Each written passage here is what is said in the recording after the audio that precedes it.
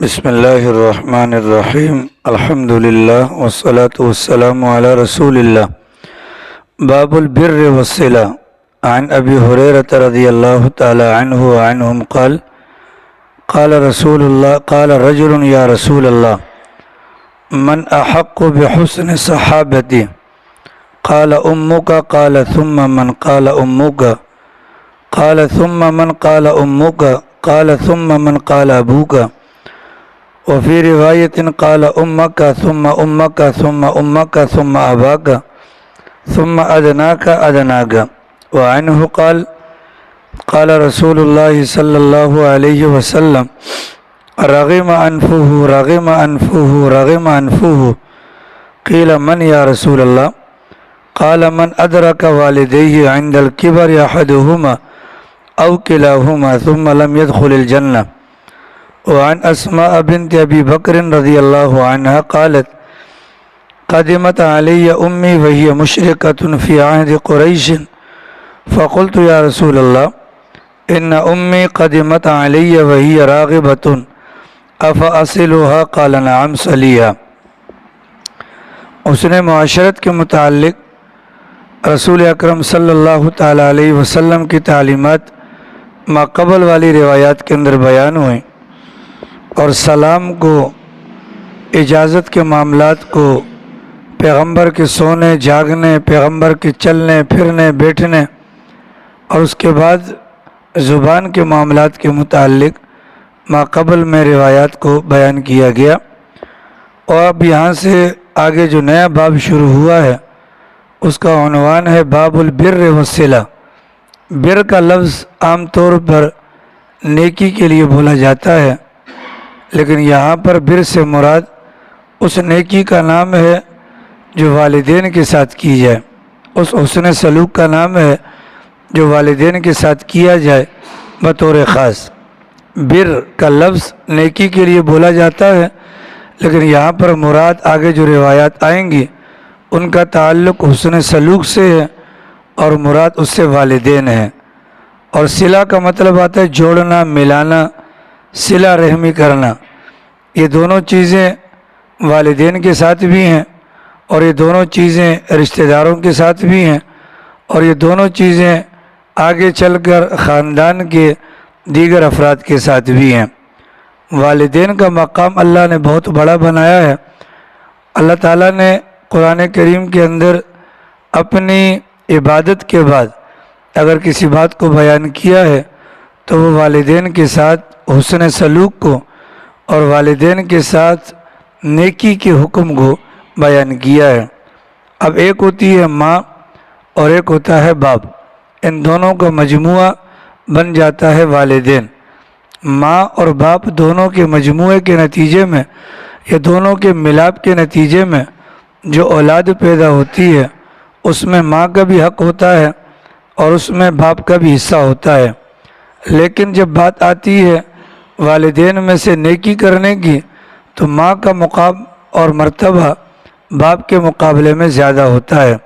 چنانچہ یہ جو آگے پہلی والی روایت بیان ہوئی ہے اس کے اندر حضرت ابو ہریرہ فرماتے ہیں ایک بندے نے آ کر پیغمبر سے پوچھا کہ یا رسول اللہ، والدین میں سے میرے حسن سلوک کا زیادہ حقدار کون ہے؟ یعنی کون ہے کہ جس کو زیادہ مقام دیا جائے اور کون ہے کہ جس کو کم مقام دیا جائے؟ اللہ کے نبی علیہ السلام نے فرمایا سب سے پہلا اور سب سے زیادہ حق وہ تمہاری والدہ کا ہے۔ تو سوال کرنے والے نے دوبارہ اس سوال کو دہرایا۔ ممکن ہے کہ وہ والد صاحب کے حق کے بارے میں معلوم کرنا چاہتے ہوں، لیکن اللہ کے نبی نے دوسری مرتبہ فرمایا کہ سب سے زیادہ حق تمہاری ماں کا ہے۔ پھر تیسری مرتبہ بھی پیغمبر نے فرمایا کہ سب سے زیادہ حق تمہاری ماں کا ہے، اور پھر چوتھی مرتبہ فرمایا کہ سب سے زیادہ حق تمہارے باپ کا ہے۔ اب یہ جو ماں کے حق کے متعلق فرمایا گیا اس کا حق 3 گنا بڑھ کر ہے۔ اس کی بنیادی وجہ علماء نے یہ بیان کی ہے کہ ماں باپ کے مقابلے میں اولاد کے حق میں زیادہ اذیتیں اور زیادہ تکلیفیں برداشت کرتی ہے۔ 9 مہینے تک پیٹ کے اندر بچے کی پرورش کا معاملہ اور اس کو لے کر پھرنا، یہ ایک پہلا معاملہ ہے، ایک بڑا بھاری بھرکم بوجھ ہے جو ماں اٹھاتی ہے۔ پھر دوسرے نمبر پر جب اس بچے کی ولادت کا معاملہ ہوتا ہے تو بچے کی ولادت یہ موت اور زندگی کی کشمکش ہوتی ہے، یہ دوسرا معاملہ ہوتا ہے۔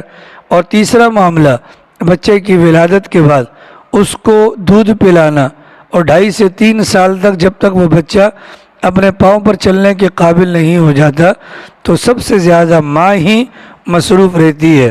تو چونکہ یہ 3 بڑے بڑے مراحل اور بڑے بڑے بوجھ ماں کو اٹھانے پڑتے ہیں، اور اس دوران یعنی کہ حمل کے دوران ہو یا بچہ جننے کے دوران ہو یا دودھ پلانے کے زمانے کے دوران ہو، اس میں باپ کا کوئی کردار نہیں ہوتا۔ ان 3 بڑے بڑے مراحل کی وجہ سے باپ کے مقابلے میں ماں کا مقام زیادہ رکھا گیا۔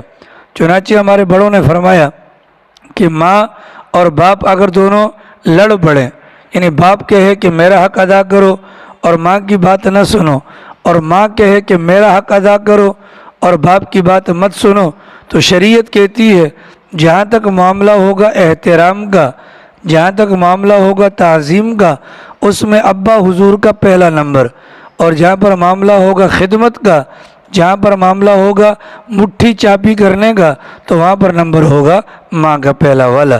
تو یہ والدین کے متعلق جو فرمایا گیا کہ ماں اور باپ یہ اللہ کی طرف سے انسانوں کے حق میں ایک بہت بڑی نعمت ہے، اس نعمت کو ضائع ہونے سے بچایا جائے۔ چنانچہ اگلی روایت کے اندر فرمایا گیا کہ وہ بندہ خاک آلود ہو، اس کی ناک خاک آلود ہو، تو ناک پر مٹی جب لگتی ہے تو یہ ذلت کی اور پریشانی کی علامت ہوتی ہے۔ ناک پر مٹی لگتی ہے تو ذلت کی اور پریشانی کی علامت ہوتی ہے۔ تو اللہ کے نبی علیہ الصلوۃ والسلام نے یا تو بد دعا دی ہے اور یا پیغمبر نے بات بتلائی ہے، یعنی خبر بتلائی ہے، اور 3 مرتبہ فرمایا خاک آلود ہو اس بندے کی ناک، خاک آلود ہو اس بندے کی ناک، خاک آلود ہو اس بندے کی ناک۔ اب اللہ کے نبی نے 3 مرتبہ کہا، اس کا اردو ترجمہ کر لیں تو یہ ترجمہ بھی بنتا ہے ذلیل اور خوار ہو جائے وہ آدمی، ذلیل اور خوار ہو جائے وہ آدمی، ذلیل اور خوار ہو جائے وہ آدمی۔ دونوں مطلب ہو سکتے ہیں۔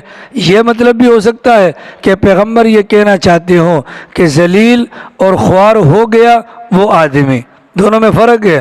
ذلیل اور خوار ہو جائے یہ بد دعا ہے، ذلیل اور خوار ہو گیا تو گویا کہ پیغمبر کو وحی کے ذریعے سے بتلایا گیا اور پیغمبر نے خبر دی۔ صحابہ نے پوچھا سرکار کون ذلیل اور خوار ہو جائے یا کون ذلیل اور خوار ہو گیا؟ اللہ کے نبی نے فرمایا وہ بندہ کہ جس نے اپنے والدین کو پایا، جس نے اپنے والدین کو پایا، دونوں کو پایا یا کسی ایک کو پایا، بڑھاپے کی حالت میں پایا، اور ان دونوں کی خدمت کر کے وہ اللہ رب العالمین سے اپنے لیے جنت نہ کما سکا، وہ ذلیل ہو جائے وہ خوار ہو جائے، یا ذلیل ہو گیا یا خوار ہو گیا وہ بندہ کہ جس نے بڑھاپے کی حالت میں اپنے والدین کی خدمت نہ کی، اپنے والدین کی خدمت نہ کی۔ اب یہ جو والدین کا معاملہ ہے یہ بڑا نازک معاملہ ہے۔ چند گناہ ایسے ہیں کہ جن کی سزا اللہ نے دنیا کے اندر متعین کر رکھی ہے، یعنی کہ مرنے سے پہلے پہلے اس کی سزا اللہ دیتے ہیں، ان میں سے ایک والدین کی نافرمانی ہے، اور چند نیکیاں ایسی ہیں کہ جن کا بدلہ بھی اللہ دنیا کے اندر دیتے ہیں، ان میں سے والدین کی خدمت ہے کہ جو اپنے والدین کی خدمت کرتا ہے اللہ تعالیٰ اس کو 2 انعامات سے نوازتے ہیں۔ نمبر 1 دنیاوی اعتبار سے اللہ اس کی عمر کے اندر برکت عطا فرماتے ہیں۔ عمر کے اندر برکت کا مطلب یہ نہیں ہے کہ اللہ نے لکھا تھا 50 سال اور وہ 60 سال تک جیے گا۔ عمر کے اندر برکت سے مطلب یہ ہے کہ اللہ تعالیٰ اس بندے کی زندگی کے اندر برکت اس انداز سے فرمائیں گے کہ ہوگا وہ 50 سال کا، لیکن عمر میں اتنی برکت ہوگی کہ وہ کام 100 سال والے کر کے چلا جائے گا۔ حضرت مولانا اشرف علی صاحب تھانوی رحمہ اللہ کا انتقال ہوا، انتقال کے بعد حضرت والا کی جو کتابیں تھیں وہ لگ بھگ 1200 تھیں۔ کتنی کتابیں؟ 1200 کتابیں۔ حضرت والا کی 2 بیویاں بھی تھیں، حضرت والا کی 2 بیویاں بھی تھیں، حضرت والا کی مسجد بھی تھی، امامت بھی تھی، حضرت والا کی خانقاہ بھی تھی، مریدین کا حلقہ بھی لگتا تھا، حضرت والا کے سفر بھی ہوتے تھے، حضرت والا کا بہت بڑا کنبہ بھی تھا کہ تمام کے تمام کام کرنے کے باوجود 1200 کتابیں لکھی. اگر روزانہ کی بنیاد پر ان کی زندگی کا ایوریج نکالا جائے تو 60 صفحے پر ڈے بنتے ہیں. یعنی روزانہ کی بنیاد پر اتنے سارے کاموں کے ساتھ ساتھ وہ 60 صفحے روزانہ لکھا بھی کرتے تھے. اس کو کہا جاتا ہے عمر کے اندر برکت پیدا ہو جانا. اب میں اور آپ ہیں، اگر ہم اپنی زندگی کا جائزہ لیں تو ہماری عمر کے اندر، ہماری زندگی کے اندر برکت موجود نہیں ہے. ہماری زندگی کے اندر برکت موجود نہیں ہے. ہماری زندگی کے 15 سال نابالغی کے اندر گزر گئے، ہم نے کوئی کام نہیں کیا.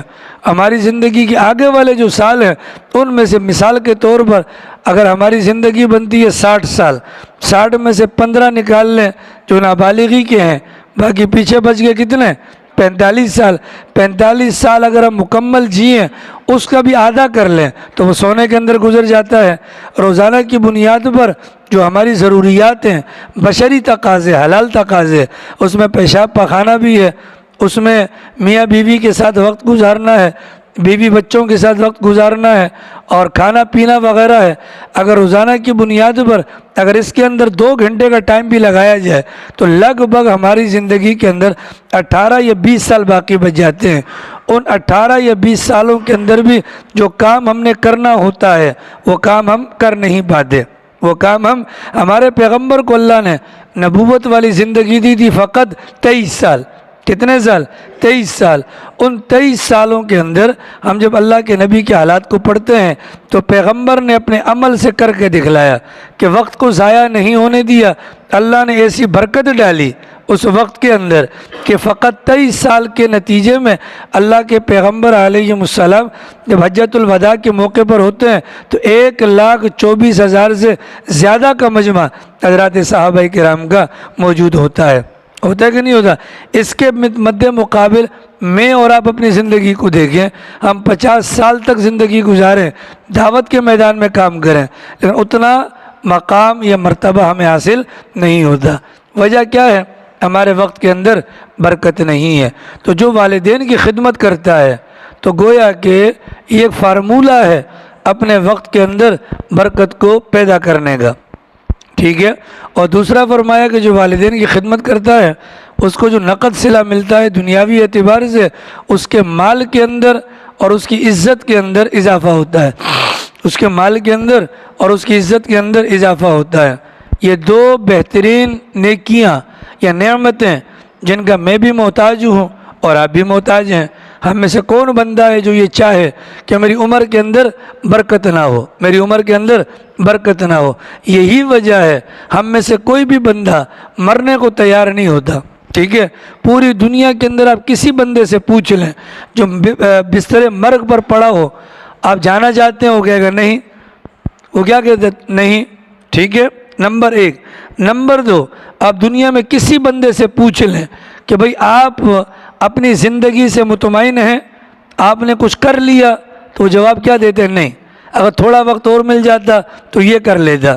لیکن پیغمبر کی زندگی کو دیکھیں، اللہ کے نبی کا آخری وقت ہے، آخری وقت میں حضرت جبرائیل نے بتلایا یہ اسرائیل ہیں، آپ کی روح قبض کرنے کے لیے آئے ہیں، آپ جانا چاہیں تو لے جائیں گے، آپ منع کریں گے تو لے کر نہیں جائیں گے. اس موقع پر اللہ کے نبی علیہ السلام نے جانے سے انکار کیا؟ بولیے، جانے سے انکار کیا؟ نہیں کیا. یہ اس بات کی علامت ہے کہ پیغمبر کو جو زندگی ملی اس زندگی کے اندر ایسی اللہ نے برکت ڈالی، اس برکت کی بنیاد پر اللہ کے نبی نے پورا کا پورا کام کر لیا. یعنی اگر 1 گھنٹہ مزید بھی دیا جاتا تو وہ گھنٹہ فالتو ہوتا. کام جتنا اللہ نے ذمہ لگایا تھا کہ جتنا کام پیغمبر کرنا چاہتے تھے وہ سارا کا سارا کام پیغمبر نے کر لیا. ٹھیک ہے. ہمارے لیے مصیبت یہ ہے ہم موقع گنوا دیتے ہیں، ہم موقع گنوا دیتے ہیں اور بعد میں ہم ہاتھ ملتے رہتے ہیں. آج والدین موجود ہیں، ان والدین کی خدمت کے ذریعے سے ہم یہ دونوں نعمتیں اپنے مقدر کے اندر شامل کر سکتے ہیں. لیکن ہم نعمتیں کیسے حاصل کریں؟ ماں باپ بوڑھے ہیں، تھکے ہوتے ہیں، وہ رات کو سوتے ہیں. جس وقت والدین کی خدمت کا وقت ہوتا ہے وہ ہمارا دوستوں یاروں کے درمیان گپوں کا وقت ہوتا ہے. کون سا وقت ہوتا ہے؟ رات کو ہم باہر چوراہوں پر بیٹھتے ہیں، والدین گھر پہ سڑتے ہیں۔ صبح جس وقت والدین کو ہماری خدمت کی ضرورت ہوتی ہے، اس موقع پر میں اور آپ بستر مرگ کے اندر پڑے ہوتے ہیں، تو والدین کی خدمت کہاں سے کریں گے؟ یہ وقت ہے، ہم اس وقت کو ضائع کر دیتے ہیں، اور بعد میں جب ماں مر جاتی ہے یا باپ مر جاتا ہے تو بعد میں رونے دھونے سے کوئی فائدہ نہیں ہوتا۔ جن کے والدین ہیں آج وہ اس فارمولے کو اپنا کر اس نعمت کو اپنا مقدر کر سکتے ہیں، ٹھیک ہے، موقع ہم گوا دیتے ہیں۔ اب آج آپ کو معلوم ہوگا، کل میں نے اعلان بھی کیا تھا کہ مفتی اعظم پاکستان کا جنازہ ہے، کسی میراثی کا جنازہ نہیں تھا، کسی میراثی کا جنازہ نہیں تھا، کسی ڈھوم کا جنازہ نہیں تھا۔ ایک دلی تمنا تھی میری کہ یار سارے ہم لوگ وہاں پر ہوں۔ اب اگر میں اور آپ چلے جاتے تو مفتی رفیع عثمانی صاحب کے مقام میں کوئی اضافہ نہ ہوتا۔ ان کا چھوٹا بھائی شیخ الاسلام ہے، ان کا چھوٹا بھائی شیخ الاسلام ہے۔ شیخ الاسلام کا مطلب کیا ہے؟ پوری دنیا کے علماء نے ان کو لقب دیا کہ آپ اسلام کے سب سے بڑے مایہ ناز عالم دین ہیں، ان کا چھوٹا بھائی ہے، ٹھیک ہے، ہم جس کو کہتے ہیں گھر کی لونڈی۔ ان کا بیٹا بھی مفتی ہے، ان کا بیٹا بھی مفتی ہے، اتنا بڑا جامعہ ہے۔ اگر ہم وہاں چلے جاتے، آپ جب ویڈیو دیکھیں گے اے کاش شہر میں بھی ہوتا۔ اب وقت گزر گیا نا، اب ہاتھ ملنے کا کوئی فائدہ ہوگا؟ بولیے، یہ ہماری بہت گندی عادت ہے۔ اور میں نے آج دارالعلوم کے اندر بھی ساتھیوں سے کہا تھا، خدا خیر کرے ہم سب کا انتقال جب بھی ہو ایسے وقت میں ہو کہ ساتھی جاگ رہے ہوں، کیونکہ اگر کسی کا فجر میں انتقال ہو گیا، میری ساس مری، صبح کا وقت تھا، میں نے فون کر دیے جی، سارے شہزادے سو رہے تھے، ٹھیک ہے۔ اب آدمی کسی سے پوچھے گا تم لوگ انسان کے بچے ہو کس کے بچے ہو؟ پہلے فجر تو پڑھ لو۔ صبح کے وقت میں کوئی مر جائے کسی کو پرواہ نہیں۔ یہاں ایک بندہ تو انتقال کر گیا، اس کے متعلق دوسرے بندے نے کہا اس بندے کی چاہت ہے جس کسی کو مرنا ہے 4 بجے کے بعد مرے، کیونکہ میں 3 بجے اٹھ کر باہر آتا ہوں۔ نعمت ہی ہم نے ضائع کر دی۔ میری بات کا برا مت منائیے گا، نماز جنازہ میں جانا فرض نہیں تھا، نماز جنازہ کے اندر جانا کوئی واجب نہیں تھا، کوئی سنت نہیں تھا، لیکن انسان سوچے تو صحیح کہ یار میری کون سی ایسی بدبختی ہے، اللہ کی ذات نیکیوں کا راستہ مجھ پر بند کر دیتی ہے۔ شیخ الاسلام مفتی تقی عثمانی صاحب نے بیان کے اندر کہا پوری دنیا کے تمام ممالک سے لوگ جنازے کے اندر آئے ہیں، ٹھیک ہے۔ دوسرا لفظ حضرت نے فرمایا اسلام آباد ایئرپورٹ پر پاؤں رکھنے کی جگہ نہیں ہے، جہاز نہیں مل رہے، ٹھیک ہے۔ تیسرا اعلان فرمایا کہ جمع غفیر لوگ باہر روڈوں پر موجود ہیں، ان کا انتظار کیا جائے گا۔ آ رہی سمجھ شریفہ میں؟ کیا وہ ساری دنیا چول تھی؟ ہم لیاری والے بڑے عقل مند ہیں کہ صبح کھوتے گھوڑے بیچ کے سو رہے ہوتے ہیں، نعمت ہی ضائع کر دی نا۔ اب کیا ہوگا؟ اب تو کچھ بھی نہیں ہو سکتا۔ کسی نے کیا بہانہ کیا، کسی نے کیا بہانہ کیا۔ یہ جو لفظ انشاءاللہ ہے نا، اس کو مذاق بنا لیا ہے۔ رات کو میں نے اعلان کیا انشاءاللہ صبح جائیں گے جی، انشاءاللہ کو مذاق نہ بنائے، کیونکہ انشاءاللہ کو ہم نے ایک مذاق بنا لیا، اور انشاءاللہ کے ذریعے سے دل میں ہوتا ارادہ نہیں ہے۔ بھائی ٹوپی بازی ہے، ٹوپیاں ادھر سے ٹوپی ادھر گھما دو، ادھر سے ٹوپی ادھر گھما دو، تو یہ غلط بات ہے۔ جیسے آج ہم نے اس نعمت کو ضائع کیا، اسی طریقے سے والدین کی صورت میں ایک بڑی نعمت گھر پر موجود ہے، ہم اس کو بھی ضائع کر دیتے ہیں۔ کیا کر دیتے ہیں؟ اور بعد میں کاش میرے والدین ہوتے، میں نے کیا کما لیتا۔ ارے سمجھ میں برا مت بنائے گا میری بات کا، جاتا نیکی کرتا وہی ہے جس کا مقدر ہوتا ہے، لیکن کم سے کم دلی طور پر ندامت تو ہو، کیا ایک نیک کام تھا، دنیا بھر کے نیک لوگ آئے ہوئے تھے، اور میں کیا بدبخت تھا کہ مجھے اللہ نے قبول نہیں کیا، ٹھیک ہے۔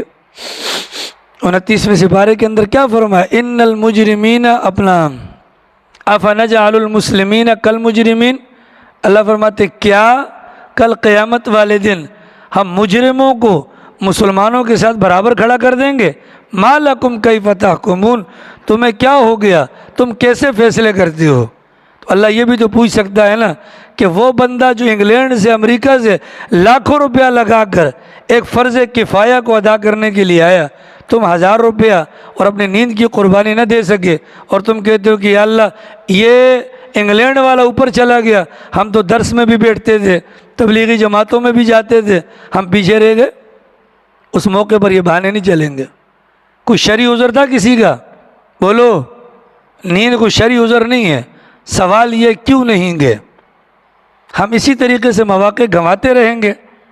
بولیے، حضرت موسیٰ علیہ السلام کو شیطان نے پکڑا تھا، حضرت موسیٰ نے شیطان کو پکڑا اور پکڑ کر اس کی گردن مروڑنا چاہیے کہ ظالم تو نے دنیا کو گمراہ کیا۔ شیطان نے حضرت والا مجھے اب چھوڑ دیں، آپ کو پتہ کی بات بتاؤں گا۔ حضرت نے چھوڑ دیا، کہا بتا، کہا کہ جب آپ کے دل کے اندر کوئی خیر کا ارادہ آ جائے، کوئی نیکی کا ارادہ آ جائے، فوراً کر گزریے گا۔ اگر آپ نے یہ کہہ دیا کہ میں بعد میں کروں گا، میں زندگی بھر دوبارہ موقع آپ کو کرنے کا نہیں دوں گا۔ اور یہاں تک ہمارے بڑوں نے فرمایا، نیکی کا ارادہ دل کے اندر آ جانا، نیکی کا ارادہ دل کے اندر آ جانا، یہ اللہ کا مہمان ہوتا ہے، اور اللہ کے مہمان کی ناقدری کرو گے، اللہ مہمان کو واپس لے جاتا ہے۔ جیسا کہ رمضان کے متعلق کہا گیا تھا نا کہ رمضان بھی مہمان ہے۔ او بابا جی مجھے دیکھو یار، مجھے دیکھو خدا کے بندو، آ رہی سمجھ میں؟ تو یہ ہم موقع گنوا رہے ہیں، یہ موقع کیا کر رہے ہیں؟ گنوا رہے ہیں۔ ولی خان بیٹھ جا، نماز پڑھ رہا ہے یا بیٹھ رہا ہے ادھر؟ نماز بعد میں پڑھ لینا، آواز ٹکرائے گی، آپ کی نماز میں خلل آئے گا، تھوڑا انتظار کر لو۔ آ رہی سمجھ شریفہ میں؟ تو سوال یہ ہے، یہ نیکی کا موقع ہم نے کیوں گنوایا؟ کوئی جائز عذر ہے کسی کا؟ بولو۔ دکان چھوٹ رہی تھی، باپ مر جائے گا تو دکان نہیں بند ہوگی، ہم نہیں ہوں گے تو دکانداری نہیں چلے گی۔ بولیے، کوئی جائز عذر تھا؟ اسی قسم کے غیر معقول عذروں کی بنیاد پر ہم موقع بہ موقع اپنے اعمال کو ضائع کر دیتے ہیں۔ اللہ کے نبی نے فرمایا کہ وہ بندہ ذلیل ہو یا ذلیل ہو جائے، کون؟ کہ والدین موجود ہیں، والدین موجود ہیں، ان کی خدمت کر کے اس نے جنت نہیں کمائی۔ تو یہ فارمولہ یہ والی جو وعید ہے ہم پر فٹ آتی ہے کہ جب ہم نیکی کے یہ والے کام نہیں کرتے تو کیا خیال ہے ہم والدین کے ساتھ نیکی کے معاملات کرتے ہوں گے؟ بولیے زاہد خان برکی صاحب، بولیے جی ناصر صاحب، پاجی صاحب، بولیے۔ آخر ہم کب نکلیں گے باہر یار؟ ایک حد ہوتی ہے، ایک حد ہوتی ہے غفلت کی بھی۔ یہاں سے سنتے ہیں، سن کے باہر جاتے ہیں، وہی جدی پشتی کام دوبارہ سے کرتے ہیں۔ آخر ہم انسان کب بنیں گے؟ حضرت تھانوی کہا کرتے تھے، حضرت تھانوی کہا کرتے تھے تم انسان بن جاؤ، مسلمان اللہ بنا دے گا۔ اور حضرت تھانوی فرمایا کرتے تھے کہ ہم نے انسان دیکھے ہیں، تم جیسے ڈنگر ہمیں بیوقوف نہیں بنا سکتے۔ وہ جن کو انسان کہتے تھے اس سے مراد مولانا قاسم صاحب نانوتوی رحمۃ اللہ علیہ تھے، حاجی امداد اللہ صاحب مہاجر مکی رحمۃ اللہ علیہ تھے۔ آ رہی ہے؟ تو ہم کب یہ خواب غفلت سے باہر نکلیں گے؟ ایک موبائل فون تو ہم سے بند نہیں ہوتا، ہمارا بچہ نماز میں نہیں آتا، اس کی پرواہ ہمیں کوئی نہیں۔ اتنی وعیدیں سننے کے بعد وجہ یہ ہم سارے کے سارے بیٹھتے ہیں، اپنی زندگی کی اصلاح کے لیے نہیں بیٹھتے۔ اور یہ المیہ ہے ہمارا، یہ کیا ہے؟ المیہ ہے۔ نماز میں کھڑے ہیں، اللہ میاں کو پف بھی دکھانی ہے یوں کر کے۔ یہ کیا کر رہے ہیں ہم لوگ؟ یہ کیا کر رہے ہیں ہم لوگ؟ سوچیں تو صحیح بھیا، خدا کے لیے آپ درس میں بیٹھتے ہیں، یہ ہماری ذمہ داری بنتی ہے کہ روزانہ کی بنیاد پر نیکیوں کے اندر اضافہ ہو۔ ہم تو اللہ سے دوری کا سبب بن رہے ہیں اور دوسرے لوگوں کے لیے رکاوٹ بن رہے ہیں۔ آ رہی سمجھ میں؟ عزت چاہیے کہ نہیں چاہیے؟ بولیے۔ تو جن کے والدین زندہ ہیں وہ خوش نصیب ہیں۔ اب ماں باپ ہیں، ماں باپ ہیں، ماں باپ ہیں، لہذا ماں باپ کی قدردانی اگر نہ کی تو ساری دنیا دعائیں کرتی رہے، ساری دنیا دعائیں کرتی رہے، ہم جنت میں نہیں جائیں گے۔ آ رہی سمجھ رہی میں؟ آج جن کا انتقال ہوا، نام کیا تھا؟ نام تو بتاؤ، نام کیا تھا؟ ہمیں صدر کا نام پتہ ہے، آرمی چیف کا پتہ ہے، مفتی اعظم پاکستان کا نام ہمیں نہیں پتہ۔ ماشاء اللہ، آ رہی سمجھ میں؟ جی کیا نام تھا بولو نا بھائی؟ ہاں، جن کا جنازہ ان کا نام کیا تھا؟ رفیع عثمانی۔ کم سے کم جس ملک میں رہتے ہو وہ اسلام کے نام پر بنا ہے، اس کے صدر ڈینٹل کا نام ہمیں آتا ہے، اس کے وزیر اعظم کا آتا ہے، آرمی چیف کا آتا ہے، اس کے مفتی اعظم کا نام بھی نہیں آتا۔ بولیے، ہم سب کو اپنے آپ پر ماتم کرنا چاہیے کہ یہ تو ہمارا حال ہے۔ یہ کیا ہے؟ مولانا شیخ الحدیث مولانا زکریا صاحب رحمۃ اللہ علیہ، یہ جو شیخ فضائل اعمال والے ہیں، اس وقت کہا کرتے تھے، کب؟ تقسیم سے پہلے کہا کرتے تھے، تقسیم سے پہلے کہا کرتے تھے کہ جب ان کو الگ ملک مل جائے گا نا، یعنی مسلمانوں کو، یہ کام نہیں کریں گے۔ یہ کام آج دیکھیں وہ بات پوری ہو رہی کہ نہیں ہو رہی؟ بولیے۔ ہمارے چیف جسٹس کا نام کیا؟ عمر عطا بندیال، وہ نام بھی ہمیں آتا ہے لیکن مفتی اعظم کا نام نہیں آتا۔ تو یہ جو مفتی اعظم پاکستان تھے، دیوبند کا واقعہ ہے، ان کے والد کا نام تھا مفتی محمد شفیع اور ان کے والد کا نام تھا مولانا یاسین۔ مغرب کی نماز پڑھی، سنیے گا کہ کون سی نماز پڑھی؟ مغرب کی۔ مغرب کی نماز پڑھی، مسجد سے نکلنے لگے تو یہ اپنا واقعہ خود سناتے ہیں، جن کا آج انتقال، جن کا جنازہ ہوا۔ وہ کہتے ہیں کہ باہر نکلتے ہوئے میں نے اپنے والد صاحب کی جوتی اٹھا لی، حالانکہ جوتیاں میرے دادا کی بھی تھیں اور جوتی میرے والد کی بھی تھی۔ اپنی جوتی بھی میں نے اٹھائی اور اپنے والد کی جوتی بھی میں نے اٹھائی۔ تو میرے والد صاحب نے کہا کہ میری اٹھانے سے بہتر تھی کہ آپ دادا کی اٹھا لیتے۔ تو میں نے ابا سے کہا وہ آپ کے ابا ہیں، آپ میرے ابا ہیں۔ آ رہی سمجھ میں؟ وہ آپ کے ابا ہیں، آپ میرے ابا ہیں۔ مجھ پر آپ کی جوتیاں اٹھانا فرض اور آپ پر ان کی جوتیاں اٹھانا فرض۔ یہ ہمارے اکابر کا طریقہ کار رہا ہے، اپنے والدین کے ساتھ محبت کا تعلق۔ تو اس کی بنیاد پر آج آپ دیکھیں ماشاءاللہ دارالعلوم کراچی کے اندر جو ساتھی گئے ہیں تو یہ اللہ نے عزت کا مقام دیا کہ نہیں دیا؟ بولیے۔ اور اللہ نے مال و دولت سے کیسا نوازا کہ مسجد اور مسجد سے گھر لگ بھگ اتنا فاصلہ ہوگا جیسے یہاں سے آکسفورڈ اسکول، لیکن اللہ نے اتنے مال و دولت سے نوازا کہ گاڑی کے اندر آنا جانا، اگر کبھی پیدل چلنا چاہیں تو طلبہ کندھے پر اٹھا لیتے تھے۔ عزت کس بنیاد پر ملی ہے بھیا؟ بولیے، والدین کی خدمت کی بنیاد پر۔ تو پیغمبر کا فرمان ہمارے سامنے موجود ہے کہ وہ بندہ ذلیل ہو جائے یا ہو گیا۔ ولی خان، پیغمبر کا فرمان ہے کیا؟ بولنا میری جان، منہ سے بولنا۔ ذلیل ہو گیا یا ذلیل ہو جائے۔ کون؟ وہ جس کے پاس بڑھاپے میں والدین دونوں ہوں یا ایک ہو اور وہ ان کی خدمت کر کے جنت نہ کما سکے۔ اللہ پاک توفیق عمل نصیب فرمائے۔ باقی